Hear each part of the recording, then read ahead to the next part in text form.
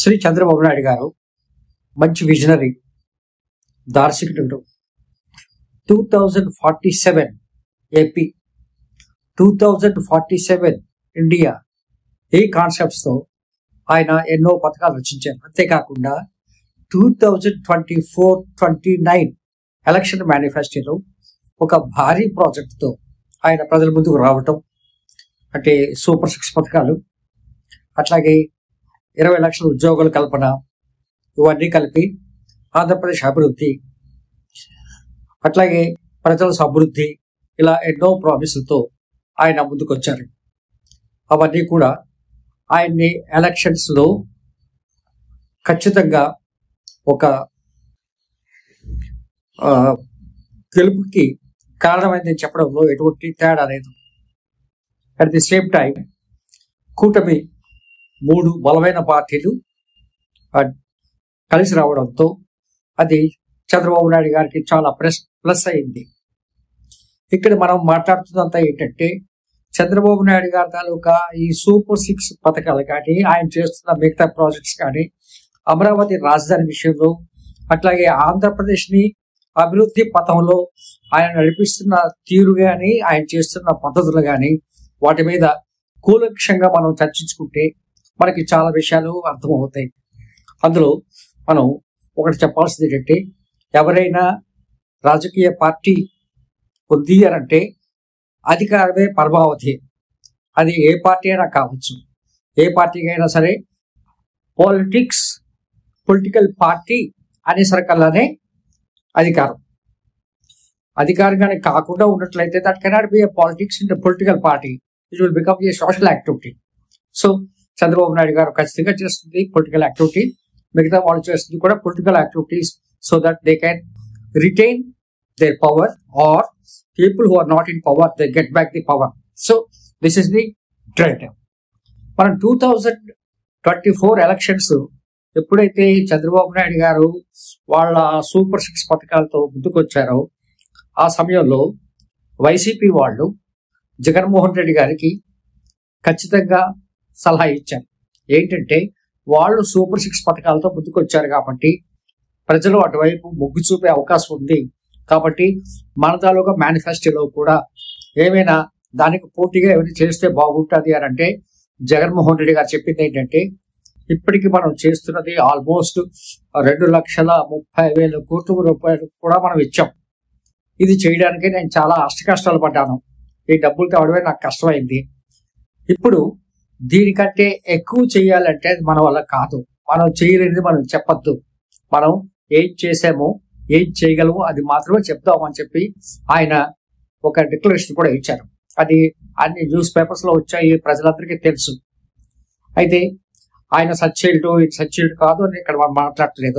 మాట్లాడుతుంది ఏంటంటే జగన్మోహన్ రెడ్డి గారు ఆ రోజుల్లో చెప్పిన పథకాలకి ఇంప్లిమెంట్ చేయడంలో ఆయన ఫేస్ చేస్తున్న ఇబ్బందులన్నీ కూడా చెప్పడం వల్ల ఆయన ఒక కాంపిటేటివ్ ప్రోగ్రామ్ చేయలేకపోవడం వల్ల ఆయన ఎలక్షన్స్ లో కొంచెం దెబ్బతిని వెనకబడ్డారు, ఓడిపోయారు అన్నది ఒకటి. రెండోది, ఎట్లాగా ఎలక్షన్ సిస్టమే ప్రాపర్ గా లేకపోవడం వల్ల ఆయన ఓడిపోయారు అన్నది ఇంకోటి. అది పక్కన పెడితే చంద్రబాబు నాయుడు గారు ఇచ్చిన పథకాలు ఆయన ముందుకు వెళ్తున్నది. ఆ రోజు జగన్మోహన్ రెడ్డి గారు చెప్పింది ఏంటంటే, మనం ఇచ్చిన బడ్జెట్ కంటే ఎక్కువ బడ్జెట్ లో వాళ్ళు వెళ్తున్నారు, వాళ్ళు ఖచ్చితంగా ఇబ్బంది పడతారు ఒకవేళ గెలిచినట్లయితే అనేది ఆయన అభిప్రాయం.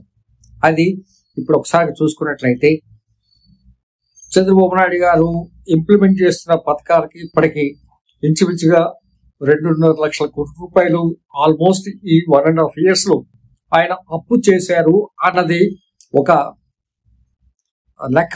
లెక్కలు కనబడుతున్నాయి. అది కాకుండా ఆయన అభివృద్ధి పేరుతో ఆయన చేస్తున్న కార్యక్రమాలు ఒకసారి మనం చూసుకున్నట్లయితే ఈ మధ్య సిఐఐ ఇన్వెస్ట్మెంట్స్ మీద ఒక సదస్సు జరిగింది విశాఖపట్నంలో. అది అయిన వెంటనే అది గ్రాండ్ సక్సెస్. మేము అనుకున్న దానికంటే ఎక్కువే ఇన్వెస్ట్మెంట్స్ వస్తున్నాయి అని చెప్పి వాళ్ళు చెప్పారు. వచ్చాయి అని కాదు, వస్తున్నాయి అని వాళ్ళు చెప్పారు. ఇంచుమించుగా చంద్రబాబు నాయుడు గారు, లోకేష్ గారు, అట్లాగే వాళ్ళ పార్టీ వాళ్ళు మిగతా ఆయన కూటమి సభ్యులు వాళ్ళందరూ కలిసి మాట్లాడింది ఏంటంటే 20 లక్షల కోట్ల వరకు పెట్టుబడి వస్తుంది మా హయాంలో, తక్కువ సమయంలో, 1.5 years లో అనేది వాడు చెప్పిన మొట్టమొదటిది.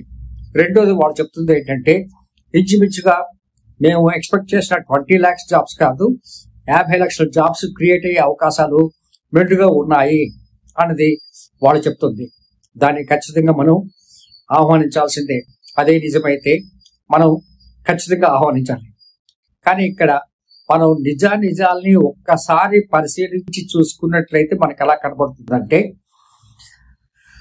ఫర్ ఎగ్జాంపుల్ డేటా సెంటర్ విషయంకి వచ్చేసరికల్లా Google data center or Adani data center, Google data center and Adani data center together whatever may be, వాళ్ళు చెప్తున్న 82,000 కోట్లు, 83,000 కోట్లు, లేకపోతే 1,50,000 కోట్లు. ఎందుకంటే డిఫరెంట్ ఫిగర్స్ వచ్చాయి కాబట్టి నేను కూడా డిఫరెంట్ ఫిగర్స్ చెప్తున్నాను. నేను కూడా అంచనాగా చెప్పట్లేదు. అంటే లోకేష్ గారు మాట్లాడిన మాటలు, అట్లాగే చంద్రబాబు నాయుడు గారు మాట్లాడిన మాటలు, ఇవన్నీ చూసి వాళ్ళ అంచనాలు ఎట్లా చెప్తున్నారు, అట్లాగా టైం టు టైం రివైజ్ అంచనాలు వాళ్ళ నోట్ నుంచి ఇచ్చిన మాటలు మాత్రమే నేను చెప్తున్నాను. సో ఇట్లా చూసుకున్నట్లయితే ఇవన్నిటికీ కలిపి వస్తున్న పెట్టుబడులు, ఉద్యోగ కల్పన వచ్చేసరికల్లా 20 లక్షలు ఉద్యోగాలు అన్నారు, ఇప్పుడు 50 లక్షల ఉద్యోగాలు అంటున్నారు. సో వీటిలో నిజాలు ఇప్పుడు ఎలా ఉందంటే ఆర్టిఫిషియల్ ఇంటెలిజెన్స్, ChatGPT ఇవి చాలా ఎక్కువగా మోతాదులో వెళ్తుంది కాబట్టి చాలా కంపెనీస్ మనం ఎక్కడ చూసినా సరే, అంటే ఎప్పుడు కూడా అందరూ కూడా TCS కోసం చాలా గట్టిగా చక్కగా చెప్తారు, పాజిటివ్ గా చెప్తారు. ఎంప్లాయీస్ కూడా చాలా happy with TCS out of all the companies. అటువంటి కంపెనీలు కూడా చాలా cutting down of the employees terminations మనం చూస్తూ ఉన్నాం. ఈ పరిస్థితుల్లో ఆంధ్రప్రదేశ్లో జరుగుతున్న అభివృద్ధిలో ఉద్యోగ కల్పన అన్నది అంటే అంటే మనం చెప్పాలంటే జాబ్ మార్కెట్ లో ఒక స్లంప్ ఉంది. ఈ జాబ్ మార్కెట్ లో స్లంప్ కారణం ఏంటంటే ఆధునిక అంటే కంప్లీట్ గా ఆధునిక పరిజ్ఞానంతో ఎవరైతే ఉన్నారో వాళ్ళకే ఉద్యోగాలు వస్తాయి. సో పాత నాలెడ్జ్ తో ఉద్యోగాలు వచ్చే అవకాశం తక్కువ కాబట్టి ఈ కొత్త నాలెడ్జ్ తో ఎంతమంది ఈ ఉద్యోగాలకు సిద్ధపడుతున్నారు. అట్లాగే ఈ డేటా సెంటర్స్ కానీ లేకపోతే వస్తున్న డిఫరెంట్ ప్రాసెసింగ్ యూనిట్స్ ఇవన్నీ చూసుకున్నట్లయితే వీటిలో పరిస్థితి ఎట్లా ఉంది, 50 లక్షల ఉద్యోగ కల్పన అనేది నిజమేనా అంటే చాలా డౌట్స్ వస్తున్నాయి. ఎక్కడో ఉద్యోగాలు కట్ చేసి ఇక్కడ మళ్ళీ ఉద్యోగ కల్పన చేయాలంటే ఇది సాధ్యమేనా? ఇప్పుడున్న పరిస్థితుల్లో అటు అమెరికా ఇంపాక్ట్, ఇటు ఇండియాలో ఉన్న పరిస్థితులు, అంటే ఒక రకమైన మందగౌరవమైన జాబ్ మార్కెట్, ఇవన్నీ మనం చూసుకున్నట్లయితే జాబ్ మార్కెట్ అంత ఎక్కువగా డెవలప్ అయ్యే అవకాశం ఉంది. ఎందుకంటే అటు బీహార్ ఎలక్షన్స్ లో కూడా అటు వీళ్ళందరూ ఇచ్చిన ప్రామిసులు ఏంటంటే 1 కోటి ఉద్యోగాల కల్పన. 1 కోటి ఉద్యోగాల కల్పన అంటే నరేంద్ర మోడీ గారు మాట్లాడారు అని అంటే ఆయన దేశం మొత్తం కలిపి 1 కోటి ఉద్యోగాలు ఇస్తామంటున్నారా, లేకపోతే అటు ఓన్లీ బీహార్ ఎలక్షన్స్ లో ప్రామిస్ గా 1 కోటి ఉద్యోగాలు ఇస్తామన్నారా అన్నది ఆయన కూడా క్లారిటీగా చెప్పలేదు. సో బీహార్ డెవలప్మెంట్ కోసం మాట్లాడుతూ 1 కోటి ఉద్యోగాలు అంటే సాధారణంగా అర్థం ఎట్లా వస్తుందంటే బీహార్కి సంబంధించి 1 కోటి ఉద్యోగాలు అని అర్థం వస్తుంది. కానీ వాళ్ళు అలా ఎప్పుడు కూడా ఎక్కడా కూడా క్లారిఫికేషన్ మనకి ఇవ్వలేదు. సో ఏం జరగబోతోంది? అట్లాగే ఒక్కసారి ఈ ఉద్యోగాల కల్పన కోసం కానీ లేదు అంటే ఇన్వెస్ట్మెంట్ సదస్సుల కోసం కానీ మనం చూసుకున్నట్లయితే వీళ్ళ కోసం యాక్చువల్గా ఇన్వెస్టర్స్ వస్తున్నారంటే వాళ్ళ లాభాల కోసం వస్తున్నారు. రాష్ట్రాన్ని అభివృద్ధి చేయాలని లేకపోతే రాష్ట్రాల్లో ఉద్యోగాలు కల్పన చేయాలనే ఉద్దేశం కాదు. వాళ్ళు వస్తున్నంత కూడా వాళ్ళ లాభాలకి వాళ్ళు వస్తున్నప్పుడు ప్రభుత్వం అన్ని రాయితీలు ఇవ్వాల్సిన అవసరం ఉందా? పవన్ కళ్యాణ్ గారు కూడా ఒక విషయంలో ఖచ్చితంగా చంద్రబాబు నాయుడుతో విభేదించి మాట్లాడారు. ఆయన చెప్పింది ఏంటంటే లొల్లు హైపర్ మార్కెట్ కి why should we give for 99 paisa రీచ్కి ఎందుకు ఇవ్వాలి, మనం ఎందుకు మార్కెట్ రేట్ ప్రకారంగా రేట్ ఇవ్వకూడదు అన్నది ఆయన అభిప్రాయం. లొల్లు హైపర్ మార్కెట్ అనేది ప్రతి ఒక్కరికి తెలుసు. వాళ్ళకున్న బ్రాంచెస్ ఇంచుమించుగా ఆల్ గల్ఫ్ కంట్రీస్ లో ఉన్నాయి. వాళ్ళకి more than 30 to 40 shopping malls ఉన్నాయి. వాళ్ళ బిజినెస్ అన్నది మనం డీమార్ట్ తో కంపేర్ చేసుకుంటే మనకి Lulu hyper market very competitive market అంటే అందరికీ తెలుసు. సో లాభాల కోసం వచ్చేవాళ్ళు, వ్యాపారం చేసుకొని లాభాలు తీసుకోవాలనుకుంటున్న వాళ్ళు, అది కాకుండా ఫారిన్ కంపెనీస్ మనకి ఇన్వెస్ట్మెంట్స్ వచ్చాయంటే ఇక్కడ వచ్చే లాభాలన్నీ కూడా ఇండియాలోనే పెడతారన్న నమ్మకం లేదు. There will be flight of finances. మన దగ్గర జనరేట్ చేసిన ఎక్స్ట్రా మనీ అంతా కూడా ఖచ్చితంగా వాళ్ళ దేశాలకి తరలిస్తారు. అది మనకు తెలుసు. గూగుల్ కానీ, అమెజాన్ కానీ, ఏదైనా సరే వాళ్ళు చేస్తున్నంత కూడా వాళ్ళ దేశాలకు తరలిస్తారు. కాబట్టి ఇండియాలో అవే పెట్టుబడులు మళ్ళీ వచ్చిన లాభాలు మళ్ళీ ఇండియాలోనే పెడతారని కానీ నమ్మకం అనేది లేదు. మేబీ 25% to 30% లాభాల్లో వాళ్ళు మళ్ళీ ఎక్స్పెన్షన్ స్కీమ్స్ వాళ్ళ రిక్వైర్మెంట్ ప్రకారంగా వాళ్ళు చేయొచ్చు తప్ప ఆంధ్రప్రదేశ్ని కానీ ఇండియాని కానీ డెవలప్ చేయాలి అన్న ఖచ్చితమైన ఆలోచనతో వాళ్ళు చేసే అవకాశం మాత్రమే అయితే లేదు.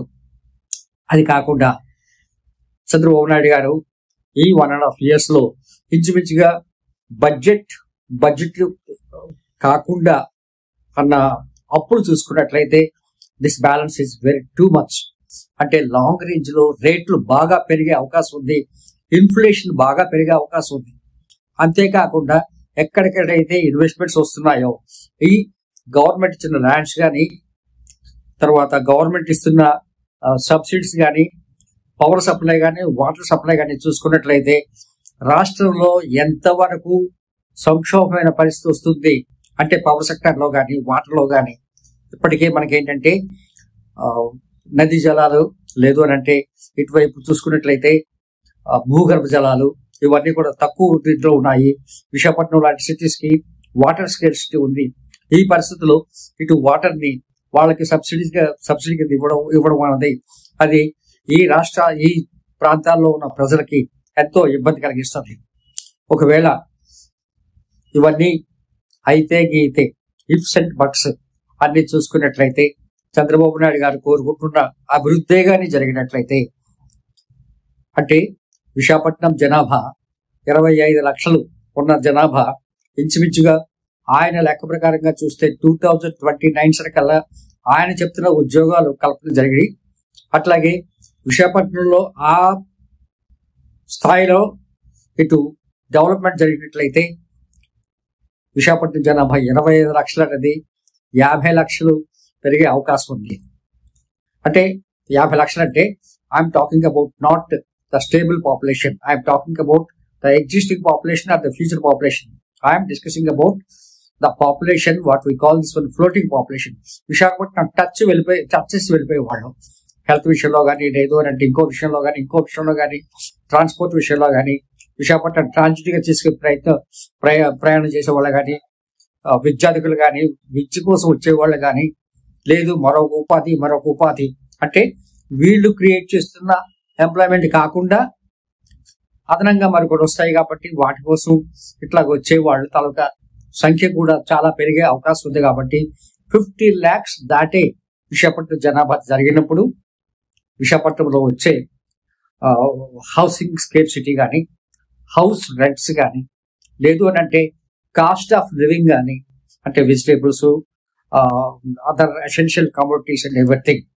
సో ఇవన్నీ చూసుకున్నట్లయితే విశాఖపట్నంలో రేట్లు ఎలాగుంటాయి అనేది మనం చూసుకుంటే ఆదిత్య 369 సినిమాలో ఈరోజు చాలా టమాటా చౌకగా ఉందంటే కేజీ 1500 రూపాయలే, మీరు వచ్చినప్పుడు 10 కేజీలు తెచ్చేయండి అన్న పరిస్థితి విశాఖపట్నానికి అట్లాగే విజయవాడకి వాటికి వచ్చే అవకాశం ఉంది.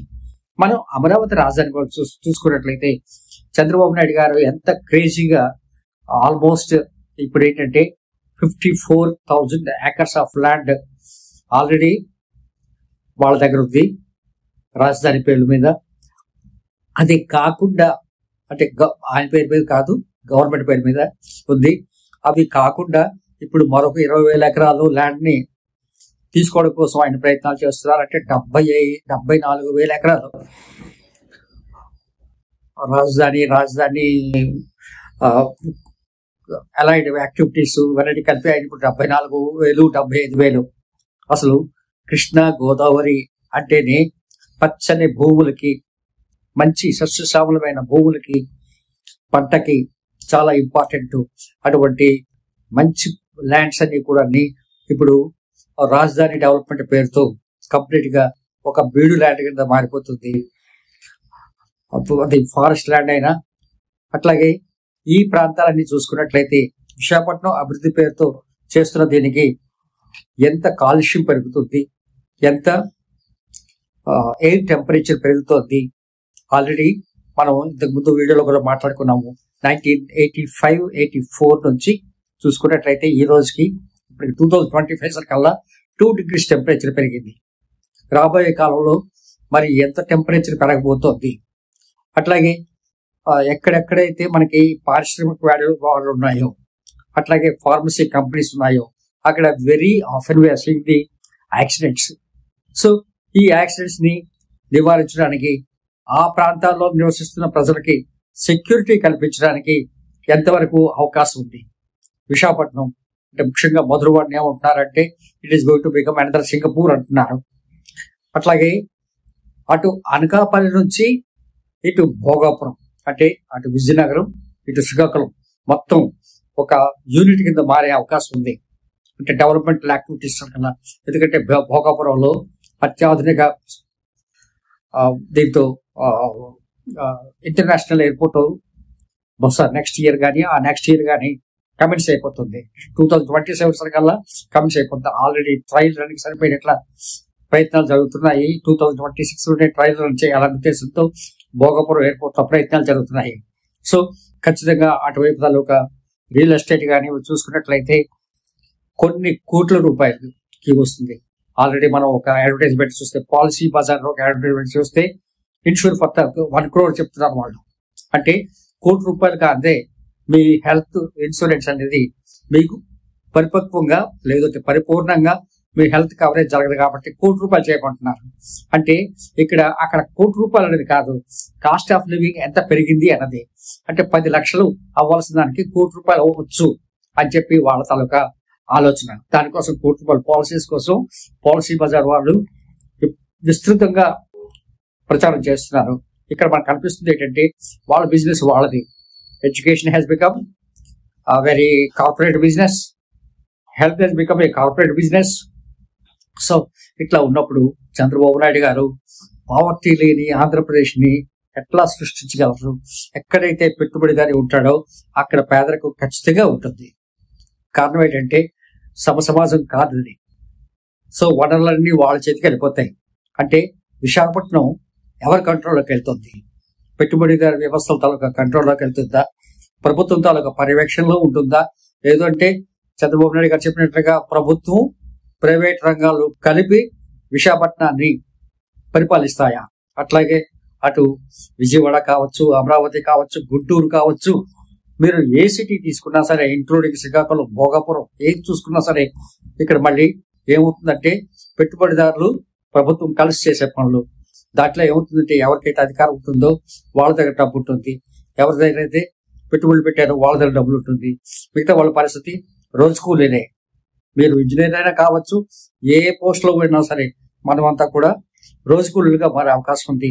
సో చంద్రబాబు నాయుడు గారు కోరుకుంటున్న 2047 విజన్ ఏంటి? అట్లాగే దానికి అంటే ఈ విధంగా చెప్పి నేను అభివృద్ధి ఆపమని చెప్పట్లేదు. ఎందుకంటే అభివృద్ధి లేకపోతే జీవన మనుగడ లేదు, అట్లాగే ఉద్యోగ కల్పన లేదు.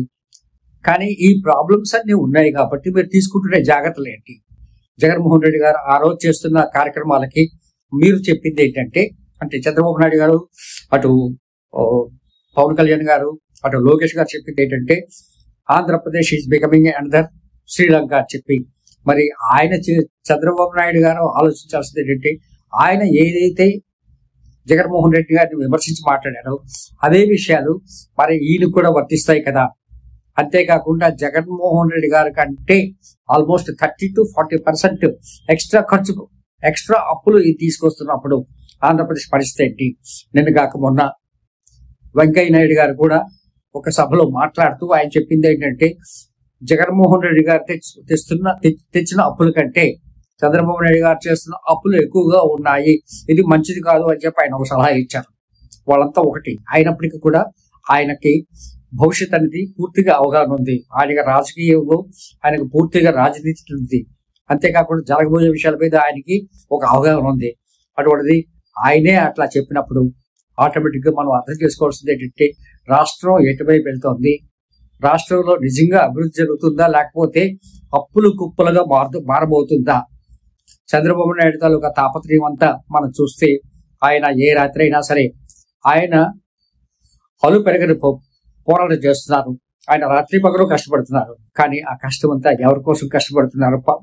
లోకేష్ కోసం కష్టపడుతున్నారా, నిజంగా రాష్ట్రం కోసం కష్టపడుతున్నారా? మరి రాష్ట్రం కోసమే కష్టపడేటప్పుడు కిందేసి అప్పులు చేస్తే సంపద సృష్టి జరుగుతుందా లేదా అన్నది ఆయనకి తెలియదా? సో ఇవన్నీ చూస్తే చంద్రబాబు నాయుడిని మనం ఖచ్చితంగా ఒక క్రేజీ చీఫ్ మినిస్టర్ గా మనం చెప్పుకోవచ్చు. ఆయన ఒక నిరుపేద కుటుంబం నుంచి వచ్చిన వ్యక్తి. ఈ రోజు he's the first and the richest chief minister in India. So ఒక రిచెస్ట్ చీఫ్ మినిస్టరు ప్రజల తాలూకా బాగోగులు అంటే ఎవరో స్పెషల్ ఫ్లైట్స్ లో వెళ్ళి అక్కడెక్కడో 4,000 రూపాయలు ఇవ్వడం, లేదు అని అంటే టీ షాప్కి వెళ్ళి కూర్చొని టీ తాగడం. అంతేకాకుండా ఆయన ఆలోచించాల్సిన విషయాలు చాలా ఉన్నాయి. So I hope you all will understand and any criticism you are welcome. Thank you very much. All the best.